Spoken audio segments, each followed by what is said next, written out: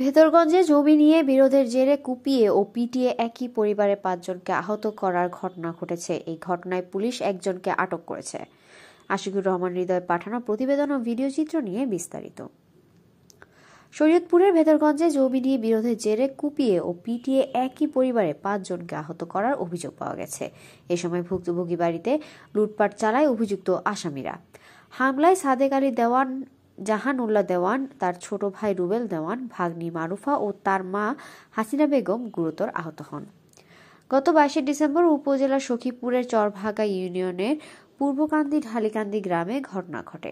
এ ঘটনায় আহত জাহানুল্লাহ দেওয়ান বাদী হয়ে মমিন আলী দেওয়ান সহ 7 জনের নাম উল্লেখ করে একটি লিখিত অভিযোগ দায়ের করেন।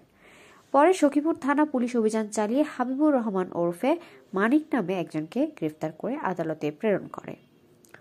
পুলিশ ও স্থানীয় সূত্রে জানা যায়, দীর্ঘদিন ধরে জাহানুল্লাহ দেওয়ান ও মোমেন আলী দেওয়ানের সাথে জমি জমা নিয়ে বিরোধ চলে আসছিল। এ নিয়ে স্থানীয়ভাবে গত 28 ডিসেম্বর মীমাংসা করে দেওয়া হয়।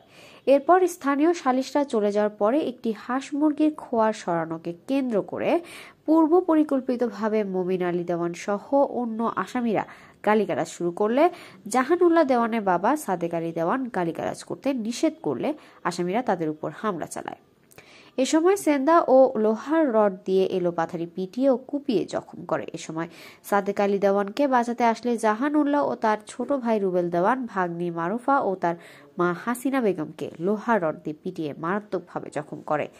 এ সময় তার ভাগ্নি মারুফাকে শ্লীলতাহানি করে আসামিরা।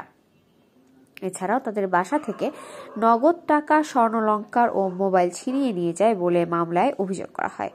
পরে স্থানীয়রা আহতদের উদ্ধার করে প্রথমে ভেদরগঞ্জ উপজেলা স্বাস্থ্য কমপ্লেক্সে নিয়ে যায়। সেখানে সাদেক দেওয়ান, রুবেল দেওয়ান, হাসিনা বেগম, মারুফাকে চিকিৎসা দিলেও জাহানুল্লাহর অবস্থা গুরুতর হওয়ায় উন্নত চিকিৎসার জন্য শরীয়তপুর সদর হাসপাতালে রেফার করে।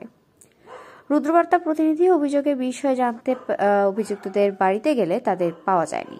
তাদের মোবাইল ফোনে ফোন দেওয়া হলেও সেটি বন্ধ পাওয়া যায় এবং ঘটনার পর থেকেই তারা সবাই পলাতক রয়েছে। এ বিষয়ে সখীপুর থানার ভারপ্রাপ্ত কর্মকর্তা ওসি ওবায়দুল হক দৈনিক রুদ্রবার্তাকে বলেন, মারধরের ঘটনা মামলা হয়েছে। আমরা ইতিমধ্যে একজনকে গ্রেফতার করে জেল হাজতে প্রেরণ করেছি। বাকি আসামিদের ধরতে অভিযান অব্যাহত রয়েছে।